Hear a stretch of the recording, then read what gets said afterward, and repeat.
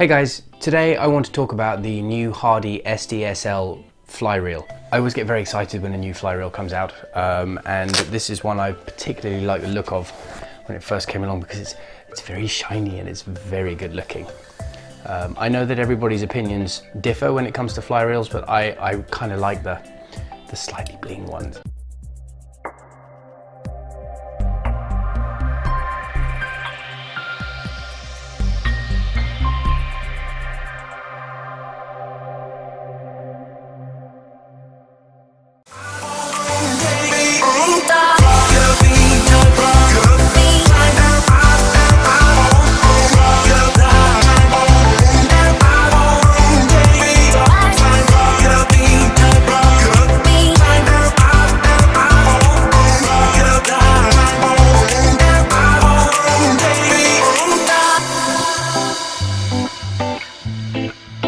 So the Hardy SDSL is the replacement for the old SDS reel, which I used for quite a long time, really got on with it.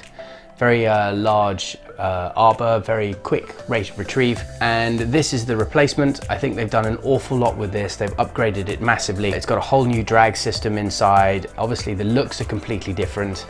I'm a real fan of this kind of silver and blue detailing that they put on here. So the SDSL is the mid-range saltwater fly reel. Hardy obviously do the Hardy Fortuna XTS, which is my current reel that I'm using at the moment, which is the really top end of their range. This has got an absolute beast of a drag on it, which is why I'm such a fan of it. But the SDSL is a really good alternative. It's a lot cheaper. These reels retail for between $349.99 and £419.99 in the UK, which means that they are considerably cheaper than the Fortunas. And that's not to say necessarily that they are going to be cheaper in performance. The drag is obviously going to be different, but it's definitely targeted towards maybe a slightly different market. The reel is machined from bar stock 6061 aluminium. It's got a fully sealed saltwater drag system in it. That is really important these days, as a lot of these reels spend a lot of time submerged, and actually saltwater getting into the drag, I've seen drags die quite quickly, even really top end reels. It's a series of carbon fiber disc brakes. There's a screw fit locking nut which sits on the front, stops the reel coming off, and then it is just one unit in there which you can see, and on that is a 340-degree regulator or drag knob on the back. I prefer drag knob, which is color coded, which I quite like, from green through orange and red, and you can turn it from 0 through to fully locked up in one turn of the reel, which I think is really important. It has 16 pounds of pressure rather than the over 30 pounds of pressure that most of the drags have on the Fortuna.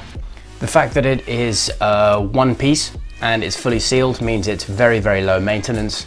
You don't have to worry about cleaning this thing too much. A quick flush off in fresh water and that should be more than enough to sort it out, although, you know, it is important to clean your kit.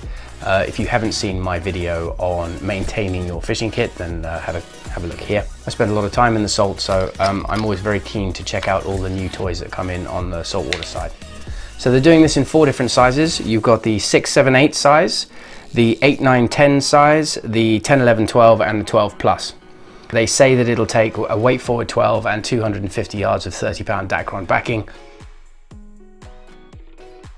I think I can do better than that. I think I got about 300 yards of 80-pound braid on this, plus an 11 weight full floating line, and that'll be the same as a 12 weight. So I think that's probably quite a large capacity and more than enough and adequate for the job.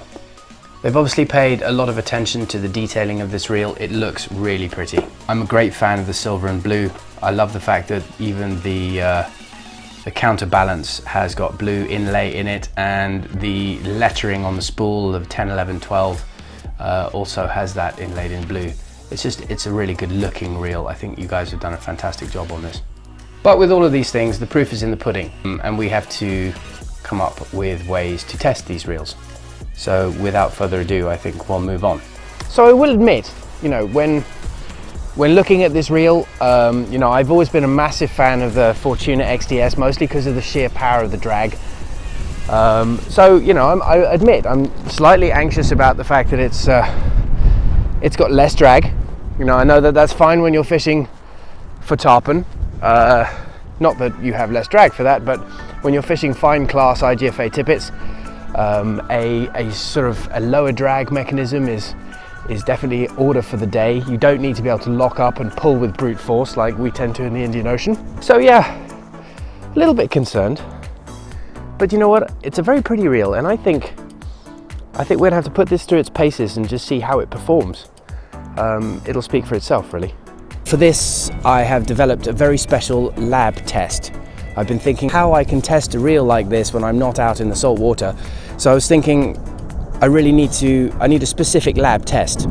And so for this lab test, I'm going to use a lab. Basil. Okay, so let's test out this drag. Stay.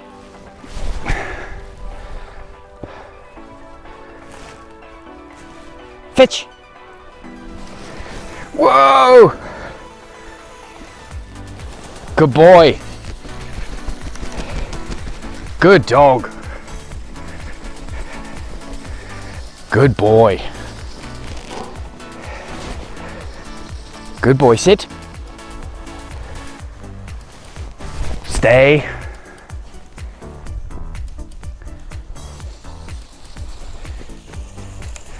Fetch it, go on. Whoa! Yeah, that feels quite realistic, actually. Not bad at all. Come on, dog. Fetch it here. Come on.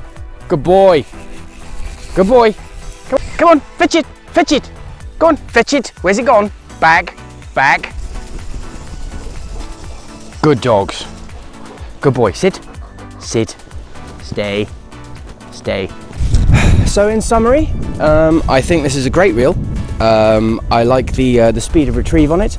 The startup inertia on the drag was nice and smooth, even with a jolt of a large Labrador heading off in the other direction. It seemed to handle that no problems. Even when I cranked the drag up, it slowed the dog down, which, you know, if it can slow a large, 90 kilo Labrador down, then I think we're going to be in good shape. I do like the looks, and I'm really looking forward to trying this out in anger, in the salt, in the Seychelles in the next couple of weeks. So I hope you found that review useful, and if you did, then please like and subscribe to our YouTube channel. Thanks for watching.